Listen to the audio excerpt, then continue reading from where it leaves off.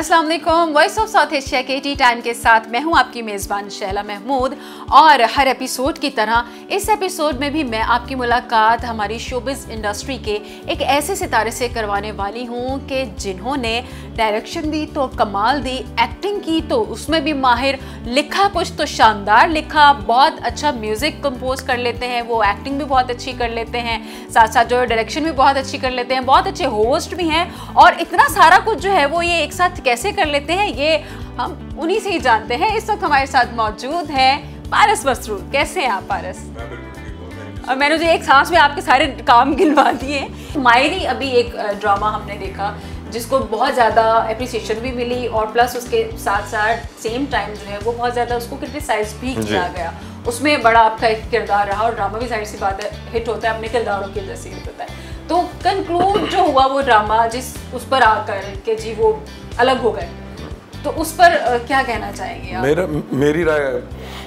मेरी राय थोड़ी मुख्तलिफ है इस बारे में कि मैं समझता हूँ कि पुराने ज़माने में हमारे बाप दादा पीछे चले जाएं तो बहुत कम उम्री में शादियाँ होती थी, उमूमन 15, 16, 17। हाँ, मेरी अम्मी की 16 साल की उम्र में भी। ठीक है, तो बात ये नहीं है कि टीनेज मैरिज, असल बात है कि बच्चा बालिग कब हुआ। मैंने 12 साल के बच्चे को भी बालिग होते देखा है, समझ रही हैं? मैंने और 17, 18 तो वैसे ही 18 साल तो बलूगत की है ही, वो तो है। तो 1-2 साल अगर ऊपर नीचे हो गए तो दूसरा ये है कि आप देखते हैं कि जेंडर अगर आप बैलेंस को देखें तो लड़के ठीक है 18 साल में होते होंगे जवान, लेकिन मेरे ख्याल से 14-15 में हो जाते हैं, वो एडल्ट हो जाते हैं, शुरुआत हो जाती है। और लड़कियां उनसे थोड़ा पहले, लड़कियां जल्दी जवान होती हैं। जितनी जिसकी औलादों में बेटियां हैं वो सब इस बात को सेकंड करेंगे कि हाँ बेटियां जल्दी बड़ी हो जाती हैं। मैं खुद एक बेटी का बाप हूँ, मुझे पता है मेरी बेटा तो हो रहा है बड़ा, लेकिन बेटी को देख के मैं हैरान होता हूँ, जल्दी बड़ी हो रही है, ये तो जल्दी बड़ी हो रही है। और फिर दिल में भी होता है कि फिर इसका शादी वादी का भी करना पड़ेगा और क्या होगा, ये वो तो थोड़ा सा हो जाता हूँ मैं इमोशनल। तो कहने का मकसद ये है कि अगर चाइल्ड मैरिज नहीं होनी चाहिए, लेकिन टीनेज मैरिज इसलिए हो जाती है, शायद मैं समझता हूँ कि वो बालिग हो गए बच्चे। हाँ। और माँ बाप ने सोचा अब अपना फ़र्ज तो पूरा करना है तो कर लेते हैं, चलें। लेकिन ये एक बड़ा इशू है, चाइल्ड मैरिज नहीं होनी चाहिए, लेकिन अगर हो गई तो उसको फिर गलत तो नहीं है, ये तो हमारा मजहब भी इस बात की हाँ, मतलब अब अगर हो गई है तो उसमें क्या, अब चलाएं उसको आगे, कोई मसला नहीं है। इसमें तलाक दिलवा के अलग करने की कोई जरूरत नहीं। ये जो क्लाइमेक्स हुआ इस ड्रामे तो मैं पर्सनली क्लाइमेक्स तो जो भी वो राइटर की मर्जी थी और जो चीज़ें थी वो तो ठीक है उनके हिसाब से, और कमर्शियली चीज़ें भी होती हैं कि क्या वो, और सबको कैटर करना होता है। तो अगर लड़का और लड़की राजी नहीं है, ठीक है, और चाइल्ड मैरिज हो गई, बहुत गंद हो गया, ये हो गया, वो हो गया, फलाना हो गया, और फिर भी नहीं बन रही, तो अल्लाह ताला ने रास्ता रखा है, आप डिवोर्स लेके अलग हो जाए। लेकिन अगर फिर बन भी रही है, एक दूसरे से उनसियत भी हो गई है, बच्चा भी हो गया है, चीज़ें तो कैरी ऑन करें, उसको डिस्ट्रॉय ना करें। तो क्योंकि इस ड्रामे की एंडिंग से ही इख्तिलाफ था। हाँ, काइंड ऑफ, ये पर्सनल मेरा ओपिनियन है। तो मैं ये समझता हूँ कि उसमें हैप्पी एंडिंग दिखा सकते थे कि लड़का जो है वो बगैर तलाक दिए बाहर चला जाए, अपनी एजुकेशन पूरी करे, चीज़ें करे। लड़की ने अपनी एजुकेशन पूरी की, ग्रेजुएशन पूरी की, बच्ची भी पल रही है। At the end of the day उनको दिखाते कि वो जो है वो हैप्पी एंडिंग हो गई और मिल गए दोनों, और दोनों ने कहा कि अब हम अपने बच्चों की चाइल्ड मैरिज नहीं करेंगे। ये होता ना, अब हम ये नहीं करेंगे जो हमारे साथ हुआ, जो हमारे साथ हो गया वो हो गया, हमने उसको कबूल किया, क्योंकि शादी एक बड़ा रिलेशनशिप है और सबसे पहला अल्लाह ताला का बनाया हुआ रिश्ता यही है। आदम और अम्मा हुआ, हजरत आदम और अम्मा हुआ का यही पहला रिश्ता है। कोई माँ बाप भाई बहन का रिश्ता नहीं है, मियाँ बीवी का रिश्ता सबसे पहला रिश्ता है जो अल्लाह ने बनाया। तो उसकी बड़ी एक अहमियत है, उसकी बड़ी एक कदर है, उसका बड़ा एक मकाम है, उसको ऐसे आप इजी नहीं ले सकते। फिर जो डिवोर्स वाला मामला है ये तो चले अल्लाह का नापसंदीदा एक अमल है, लेकिन ये जायज़ है कि अगर नहीं बन रहे, एक साथ रह के आप बुरे बन रहे हो, बेहतर है कि इज्जत से, खुशनुदी से आप अलग हो जाओ, महर दे के, जो भी मामलात हैं बीच में, उसका भी एक तरीका है। तो मैं ये समझता हूँ कि ये ड्रामा बहुत अच्छा था, बहुत ज़बरदस्त है, सबको पसंद भी आया, लेकिन बहुत सारे लोगों को जो है दो ओपिनियंस हैं। बहुत सारे लोगों ने कहा हाँ अच्छा हुआ, ठीक हुआ, दोनों अलग हो गए, अब दोनों आज़ाद हैं। लेकिन फिर उस लड़की का, उस बच्ची का क्या कसूर जो आ गई बीच में? मेरा भी यही इख्तलाफ है वो बाप, बच्चा नहीं हाँ, पैदा करना मतलब चाहिए वो जो था। बच्चा हो गया, अब वो बाप की शफकत से महरूम क्यों रहे, माँ की ममता से महरूम क्यों रहे, वो बीच में लटकी रहेगी पेंडुलम की तरह, कभी बाप के पास कभी ये। तो एक सोच है। तो उस चीज़ को मलूज़ खातिर रख के हमें ये मैसेज पहुंचाना चाहिए था माशरे में कि शादी हो गई, हैप्पी एंडिंग होनी चाहिए थी। अब उस शादी को निभाया कैसे जाए, बिल्कुल निभाया कैसे जाए, उसको कूप अप कैसे किया जाए, उसको अच्छे से अच्छा कैसे बनाया जाए ताकि तलाक तक नौबत ना पहुंचे। हाँ, और ये सबक जाना चाहिए था कि अब जो आगे नस्ल है वो उन्होंने ये मसला भुगता, चाइल्ड मैरिज हुई, अब वो नहीं करेंगे अपने बच्चों के साथ, वो इस चीज से अगेंस्ट रहेंगे। जैसे मैं हूँ, मैं समझता हूँ चाइल्ड मैरिज नहीं होनी चाहिए। मैं अपनी औलादों में कभी ये नहीं करूंगा कि मैं पकड़ के जो है शादी करा दूं कि नहीं मैं क्योंकि मैं मरने वाला हूँ और जो है, तो ये नहीं हो सकता। हाँ, वो एक ड्रामा था। ड्रामे में कुछ एग्जैजरेशंस होती हैं, कुछ चीज़ें मैनिपुलेट की जाती हैं, मसाला चाहिए होता है उस चीज़ को बनाने के लिए। तो ओवरऑल मुझे लगता है कि रिस्पांस बहुत अच्छा था। और ये करंट इशू भी है, ये इशू है, बिल्कुल है, क्योंकि बहुत सारे ऐसे बच्चियां हैं जो पढ़ना चाहती हैं और ज़बरदस्ती उनके घर वाले शादियां करा देते हैं। अभी भी हमारे यहाँ हो रहा है बहुत से इलाकों में। और बहुत सारे लड़के ऐसे हैं जो कि शादी नहीं करना चाहते, अभी वो पढ़ना चाहते हैं चीज़ें, तो उनकी शादी कर दी जाती है। तो सर पे बचपन में ही बोझ आ जाता है कि वो कहते हैं अब हम पढ़ें क्या और काम क्या करें तो अब एक ही काम है बस, बीवी संभालो, बच्चे संभालो, तो वो तो आगे जाके करना ही है ना। तो जो बच्चे की वो जो एज है जिसमें उसको खेलना है, कूदना है, एक्सप्लोर करना है, चीज़ें देखनी है, सीखनी है, उसको वो टाइम ड्यू देना चाहिए। लेकिन आपने थॉरली एंजॉय किया इस ड्रामा? बहुत एंजॉय किया, क्योंकि कास्ट बहुत अच्छी थी। हमारे director Meesam Naqvi very brilliant director माशाल्लाह, किसी चीज़ को ऐसे उन्होंने नहीं जाने दिया, एक एक चीज़ बारीकियों पे उन्होंने काम किया और एक एक एक्टर के साथ। और ख़ास तौर पे मैं तारीफ़ करूँगा ऐना की और समर की, इन्होंने बहुत क्यूट केमिस्ट्री थी उनकी स्क्रीन। हाँ, और बहुत टैलेंटेड बच्चे, ये बहुत उनके अंदर पोटेंशियल है, आगे बहुत तरक्की करेंगे। मतलब एक छोटी सी एज है, उसमें इतना अच्छा परफॉर्म करना, फिर जब वो थोड़े पुख्ता होंगे अपने काम में, थोड़ी एज बढ़ेगी। और फिर इस ड्रामे में दो ऐसे एक्टर्स हैं जिनका कमबैक हुआ और धमाकेदार कमबैक हुआ, जिसमें माया खान और हिबा अली शामिल हैं।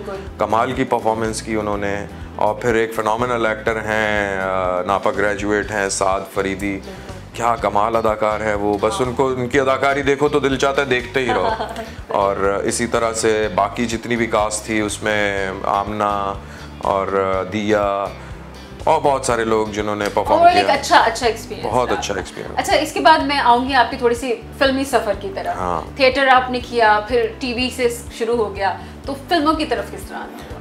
फिल्मों की तरफ इस तरह से आना हुआ कि मेरी पहली जो डेब्यू फिल्म थी वो थी माहे मीर। सरमद सहबाई साहब का मुझे पता चला कि वो ऑडिशंस ले रहे हैं, फिल्म कर रहे हैं, उन्हीं का स्क्रिप्ट है। तो मुझे एक हमारे दोस्त ने बताया कि ऑडिशंस हो रहे हैं, पहुँचो।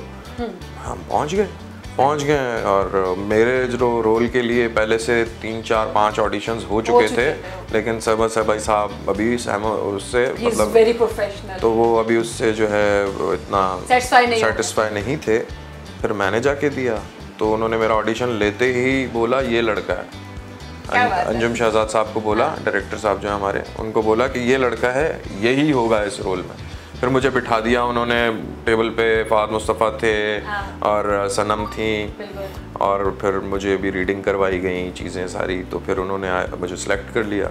और मेरी ख्वाहिश थी, फहद मुस्तफ़ा मेरा बहुत अच्छा दोस्त है, हम बचपन से एक दूसरे को जानते हैं, फैमिली टर्म्स भी हमारे, तो मेरी ख्वाहिश थी, उसकी भी ख्वाहिश थी कि हम आमने सामने कोई काम करें। तो पहला ही जो डेब्यू मेरी फिल्म थी उसमें फहद मेरे सामने और वो मेरा दोस्त। मैंने कहा देखो यार, ये आप लोगों ने तो ऐसी हंसते गाते कर ली होगी दोस्ती यारी। हाँ, लेकिन अंजुम शहजाद साहब बहुत अच्छे डायरेक्टर हैं, टफ डायरेक्टर हैं। एक बहुत ही क्रूशल सीन है उस फिल्म में जो कि 1 टेक था पूरा, राना कामरान बड़े अच्छे से उसको फिल्मा रहे थे। उसकी तकरीबन 19 टेक्स ली उन्होंने और मैं हर बार कहता था कि यार क्या मतलब क्या, लेकिन वो जब तक सेटिस्फाई नहीं हुए नहीं छोड़ा, वो नहीं छोड़ते थे।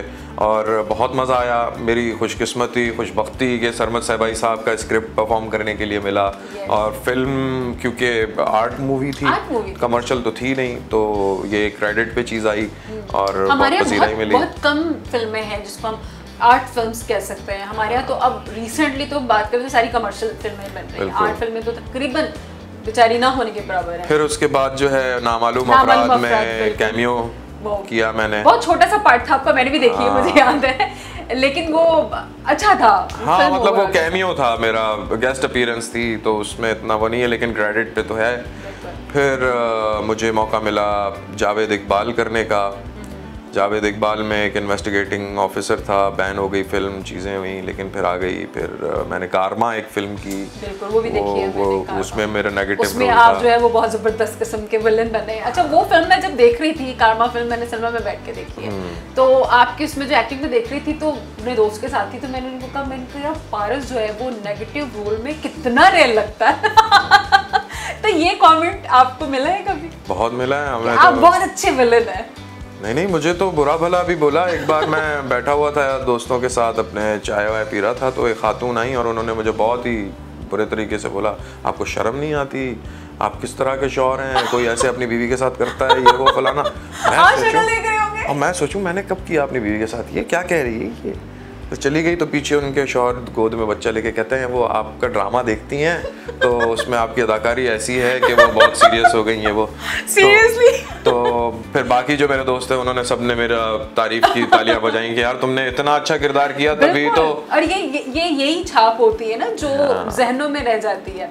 तो आप इस नेगेटिव रोल्स में जो आप हिट हुए हैं, तकरीबन मोस्टली मैंने देखा है, जितने मेरी नज़रों से गुजरे आप नेगेटिव में ही रहे, तो आप इंजॉय ज़्यादा नेगेटिव उसको करते हैं या पॉजिटिव कैरेक्टर्स को करते हैं? मैं दोनों कैरेक्टर्स को, दोनों तरफ के कैरेक्टर्स को एंजॉय करता हूँ, और क्योंकि काम ही यही है।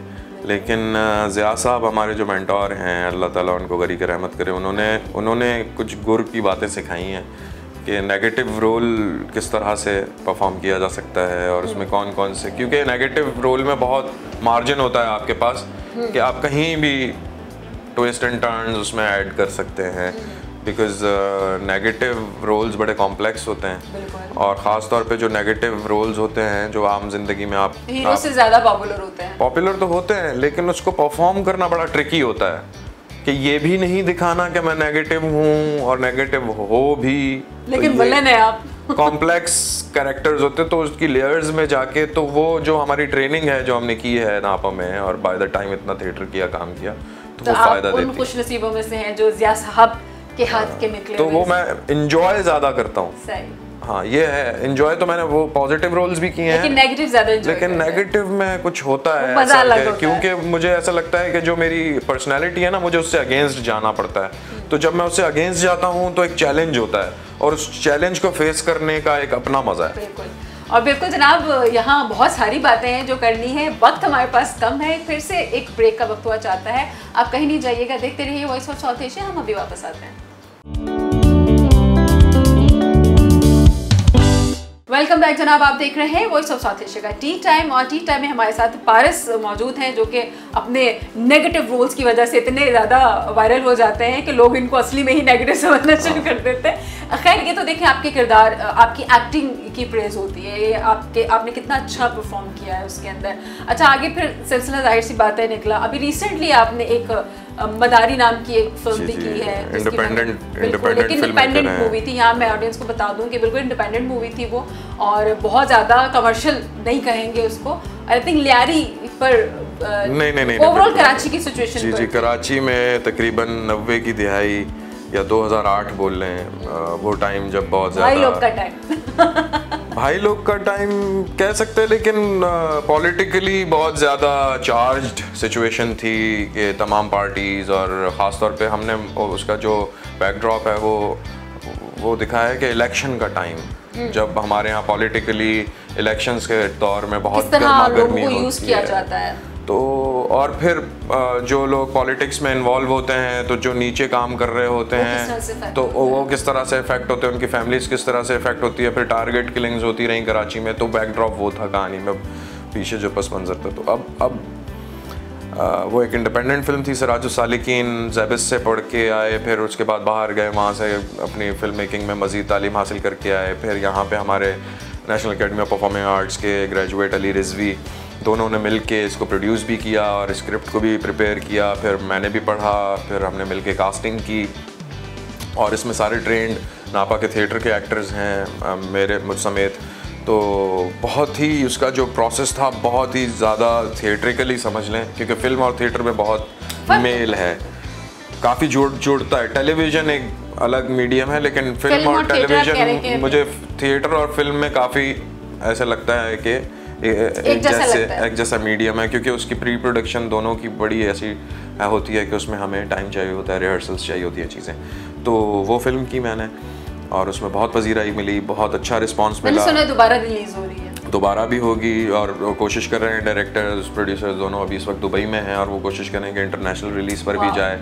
और बिल्कुल कमर्शियल फिल्म नहीं है वो, और एक इंडिपेंडेंट पैरेलल फिल्म है वो, और आपको देखेंगे तो बहुत मज़ा आएगा। टीजर तो मैंने देखा है, बहुत स्ट्रॉन्ग लगा, बहुत ही वेल क्राफ्टेड फिल्म है वो, और बहुत अच्छी अदाकारी का उसमें आपको नज़र आएगा कि उसमें इबाद आलम शेर हैं, आसिया हैं, आमिर नकवी हैं, अहमद सिद्दीक हैं, अहमर हैं, तनवीर गिल। तो ये सारे थिएटर के वो एक्टर्स हैं जिन्होंने अपना लोहा मनवाया है स्टेज पे, जो बिल्कुल ग्राउंड लेवल से ऊपर। आपने अभी वो सुना होगा 14 अगस्त और ये सारे जो दावर ने किया है, तो उसमें एक कैरेक्टर था गांधी तनवीर का, मैं कर चुकी हूँ उनका इंटरव्यू। बिल्कुल, तनवीर भी इस फिल्म में है। हाँ, आई नो कि वो भी है सर। तो इस तरह से है मामला। अच्छा, आपको नहीं लगता पारस के अभी जिस हिसाब से हमारे पास फिल्में बन रही हैं बहुत कम है अभी भी तादाद, और हम वेट क्यों कर रहे होते हैं कि ईद आएगी तो हमने जो है ना वो रिलीज करनी है? सबसे पहली बात तो ये कि इतनी स्क्रीन्स नहीं हैं, स्क्रीन्स अगर हैं भी तो डिस्ट्रीब्यूशन के बड़े मसले हैं, डिस्ट्रीब्यूटर मतलब बहुत सारे ऐसे मसले हैं जिस पे एक इंडिपेंडेंट फिल्म मेकर फिल्म बना के फिर रोएगा ही कि यार मैंने क्यों बना ली, क्योंकि सफर कर रहे हैं। जी, सबसे पहले तो सेंसर बोर्ड के सारे मामलात से गुजरना, वो पुलिस रात वाला काम है ना, कि आप गुजर गए। मतलब बहुत एक बड़ा प्रोसेस है। ये भी काट दें, वो भी काट दें, सब काट दें हैं। तो यहाँ पे जाहिर है अब इतने लिबरल लोग नहीं है मौजूद, या वक्त लगेगा। फिल्म को फिल्म की तरह नहीं देखते। हाँ, मुझे ऐसा लगता है लोग। हाँ बिल्कुल, कि अगर फिल्म को भाई वो फिल्म है, मतलब मुझे तो काम करना है ना इस इंडस्ट्री में, मैं तो खुल के बोल भी नहीं सकता। कल को मुझे फिल्म बनानी होगी, वो बोलेंगे आपने इंटरव्यू में ऐसे बोला था। ऐसा ही है, देखभाल के भाई। तो इसीलिए बस मैं डरता हूँ उन चीज़ों से। और लेकिन एक बहुत बड़ी सपोर्ट है इस इंडस्ट्री में, सतीश आनंद साहब एवररेडी पिक्चर्स वाले, उनको सलाम है। अभी तक लगे अगर मैं समझता हूँ अगर फिल्म इंडस्ट्री अगर खड़ी हुई है और थोड़ी बहुत रह गई है तो वो उन्हीं की वजह से, उन्हीं की मदद है, क्योंकि उनकी जो सपोर्ट है, इमेंस सपोर्ट है उनकी, नौजवानों के लिए, नए फिल्म मेकर्स के लिए, पुरानों के लिए, सबके लिए वो बहुत करते हैं। और भी हैं बहुत सारे, लेकिन at the end of the day फिर हमारे पास स्क्रीन्स, डिस्ट्रीब्यूशंस, उसका फिर उसके बाद जो आपने कमाया उसका प्रॉफिट आपको कितना मिलेगा, नहीं मिलेगा, फुटफॉल होगा, नहीं होगा। मतलब जो फिल्म बनाने वाला है वो पहले सोचे, बहुत सोचे, वो बनाए गए हैं, बनाए, हाँ, कि उसको फिर रिटर्न नहीं मिलेगा। हाँ मिलेगा, अगर वो अब जैसे मौला जट बनी, तो या तो मौला जट के लेवल की फिल्म हो, या फिर कोई ऐसी फिल्म 40 करोड़ का बजट हो, कम से कम ऐसी फिल्म हो जो इंटरनेशनली, नेशनली आप लोग पागल हो जाए देख के। मैंने खुद मौला जट 4 दफा देखी, मैंने 2 मरतबा देखी है। हाँ, तो फैमिली के साथ अलग, दोस्तों के साथ अलग, फिर उनके साथ अलग। नॉर्मली ये होता है ना कि आप एक फिल्म देख लें तो आप दोबारा कहते हैं यार देखी हुई है, लेकिन मैंने मौला जट 2 बार देखी। We are being Pakistani, we are proud of Maula Jatt. तारीख की हैवी बजट फिल्म थी, 40 करोड़ किसी फिल्म पर पाकिस्तान में पहली मर्तबा। तो इस तरह से जैसे केक बनी, आसिम अब्बासी के बड़े अच्छे डायरेक्टर हैं। आप हर फिल्म पे 40 करोड़ लगाना हर किसी के बस की तो बात नहीं है ना। हाँ, लेकिन अब ऑडियंस को भी ये एहसास करना चाहिए कि देखें वो बाहर की फिल्म्स को इतना सपोर्ट करते हैं, अपनी फिल्म्स नहीं करते वो सपोर्ट, तो फुटफॉल आना चाहिए अपनी फिल्म्स की। लेकिन फिर जब वो देखने जाते तो कहते हैं ये तो ड्रामा है। तो मैं ये समझता हूँ कि जैसे बिलाल ने एक इनिशिएटिव लिया, फिल्म बनाई, तो फिल्म की तरह अगर नज़र आएगी तो ही ऑडियंस बिकेगी, बिल्कुल बिकेगी। ऐसी बहुत सारी फिल्म्स हैं, लाल कबूतर है और मैं पंजाब नहीं जाऊंगी, और ऐसी बहुत सारी कमर्शियल फिल्म्स भी हैं जिन्होंने बिजनेस किया। ऐसा नहीं है कि बिल्कुल नहीं किया। आपकी नामालूम अफराद थी उसमें, नामालूम अफराद ने बहुत बिजनेस किया, बिल्कुल बहुत हिट थी वो। एक्टर्स इन लॉ और बहुत सारी फिल्म्स थी जिन्होंने बिजनेस किया। अब पंजाब में कुछ स्क्रीन्स हैं, ज़्यादा बिजनेस पंजाब में है, तो मैं समझता हूँ अब कराची में भी बहुत ज़्यादा स्क्रीन्स होनी चाहिए, लाड़काना में, शिकारपुर में, हैदराबाद में, तो सिंध में भी होनी चाहिए, KPK में भी होनी चाहिए, बलूचिस्तान में भी होनी चाहिए, हर जगह इतनी कम से कम हो कि एक बार फिल्म अगर लगे, एक दिन भी लगे ना, तो प्रोड्यूसर का पैसा उसको रिटर्न हो जाए। कम से कम इतनी स्क्रीन्स हों और फुटफॉल थोड़ा सा हो जाए, और जो फिल्म मेकर्स हैं वो भी थोड़ा सीरियसली इस बात को समझें कि फ़िल्म के क्राफ्ट को बनाने के लिए जो प्रोफेशनली जो टेक्निकल चीज़ें चाहिए, उसके साथ साथ content is very important. Content पे ध्यान दें, ऐसी कहानियाँ, अछूती कहानियाँ लेकर आएँ जो हमारे माशरे में मौजूद हैं, उनको आप हाईलाइट करें, चीज़ें इश्यूज़ उठाएं। देखिए चीज़ डिफरेंट होती है तो वो नजर आती है। हाँ, मतलब जैसे मैं मदारी की बात कर रहा हूँ, मदारी हमारी स्टोरी है, हमारे खित्ते की, हमारे लोगों की कहानी है, कहीं बाहर से इंस्पायर्ड नहीं है, प्योर पाकिस्तानी, पाकिस्तान की पॉलिटिक्स।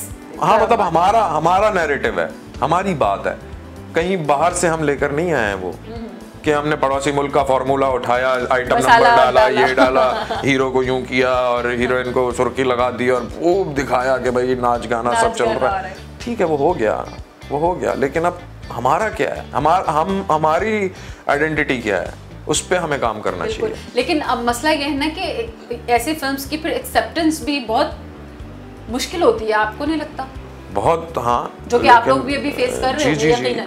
लेकिन मैं ये समझता हूँ आहिस्ता आहिस्ता चीजें सही हो जाएंगी ना। पहले शुरू के 4 लोग सफर करेंगे, कोई तो शुरू करे, मतलब आगे जाके हो जाएगा ना। पहले अगर कोई नया मार्केट में, और अब तो बहुत अच्छे लोग, अच्छे लड़के लड़कियां पढ़ के डायरेक्शन और फिल्म मेकिंग जो है वो पढ़ के फिर मैं आपको बताऊं कि इतने सारे ग्रेजुएट्स इस वक्त मौजूद हैं फिल्म मेकिंग में, लड़के लड़कियां जो कमाल काम कर रहे हैं और उनकी फिल्में प्लेटफॉर्म नहीं है, बाहर फिल्में उनकी रिकॉग्नाइज हो रही हैं, कान्स में जा रही हैं, लेकिन पाकिस्तान में फाइनेंसर्स, प्रोड्यूसर्स के कान में जू ही नहीं रेंग रही, वो उन पे बिलीव ही नहीं कर रहे, वो उनकी फिल्म्स ही नहीं देख रहे, वो उनको मौका ही नहीं दे रहे। भाई इनको मौका दें, नौजवानों को, ये जो इतने टैलेंटेड फिल्म मेकर्स हैं ये कहाँ जाएंगे? तो फिर ये यही करेंगे कि दुबई में जाके फिल्म बनाएंगे, कनाडा में जाके फिल्म बनाएंगे, यहाँ पे फिर हम ड्रामा सीरियल बनाएंगे। पाकिस्तान से टैलेंट चला गया। तो अब आप देखें ना, बहुत सारे, आपको पता है हॉलीवुड की मूवीज के अंदर उनके जो प्रोडक्शंस और प्रोडक्शंस में हमारे पाकिस्तानी लोग एनिमेटर्स काम कर रहे हैं। बिल्कुल है। और बहुत सारे लोग हैं, एक अली साहब की बेटी है, उनकी बेटी है अली जाफर समथिंग एक नाम है, वो इज अ ब्रिलियंट एनिमेटर और उसने ऑस्कर्स भी जीते हुए हैं। तो हमें तो पता ही नहीं है, क्योंकि हम अपने टैलेंट की कदर ही नहीं करते। तो नए आने वाले जो लोग हैं उनको क्या मैसेज देना चाहेंगे आप? बस मैं उनसे यही कहूँगा कि हिम्मत ना हारें और लगे रहें, मेहनत करें, कोशिश करें, पढ़ते रहें और अपने आप पे बिलीव करें। और मैं सलाम करता हूँ पाकिस्तानी कौम को कि जितने भी बुरे हालात हों वो उम्मीद नहीं छोड़ते, और इसी बस उम्मीद के साथ मैं समझता हूँ कि हम तरक्की करते रहेंगे और करेंगे, और बस हिम्मत ना हारें और साबित कदमी से आगे बढ़ते रहें, पढ़ते रहें। एक दिन तो फल मिलेगा ही। हाँ, पढ़ते रहें बस, मतलब क्योंकि मैं समझता हूँ, एक बात मैं कोट करना चाहूँगा कि अल्लाह ताला ने अपने सबसे प्यारे बंदे, सबसे प्यारे नबी रसूलुल्लाह सल्लल्लाहु अलैहि वसल्लम के कल्बे मुबारक पे जो सबसे पहली वही नाजिल की थी वो थी इक़रा। तो यहीं से बात शुरू होती है कि नहीं पढ़ेंगे तो पता भी नहीं चलेगा, पढ़ेंगे तो पता चलेगा कि चल क्या रहा है, हो क्या रहा है, क्या होगा, क्या हुआ था, क्या हो रहा है। तो बस पढ़ने से है ताल्लुक और सोचने समझने गौर व फिक्र करने से है। अगर नहीं करेंगे तो वो कौमें सारी बर्बाद हो गई। अगर चाहते हैं ये कौम तरक्की करे तो पढ़ें, उसके बाद गौर व फिक्र करें और तरक्की अल्लाह मियां रास्ते ऐसे ही आसान करते रहते हैं। बिल्कुल, और बहुत मज़ा आया जनाब, और मुझे भी बहुत मज़ा आया आपकी जर्नी सुन के, और बहुत थैंक यू, आपने अपने इतने टफ शेड्यूल में से टाइम निकाला है। वॉइस ऑफ साउथ एशिया का बहुत शुक्रिया, आपका बहुत शुक्रिया कि आपने मुझे मौका दिया अपने दिल की बात करने का। Thank you so much for coming, और उम्मीद है कि आपको भी जो है वो शो बहुत अच्छा लगा होगा। इसके लिए जो है आप हमें अपना फीडबैक दे सकते हैं, क्योंकि आपका फीडबैक हमें बहुत ज़रूरी होता है। हमें अच्छी तनकीद और बुरी तनकीद, हर किस्म की तनकीद हमें बहुत पसंद होती है, क्योंकि हम उससे सीखते हैं। तो बहुत शुक्रिया आपका पारस हमें वक्त देने के लिए, और आप सबका भी इंशाल्लाह अगले एपिसोड में ऐसी ही किसी ज़बरदस्ती शख्सियत के साथ हम करवाएंगे आपकी मुलाकात। तब तक आपने रखना अपना बहुत सारा ख्याल, और यहाँ मुझे और पारस को दीजिए इजाज़त। अल्लाह निगहबान। अल्लाह निगहबान।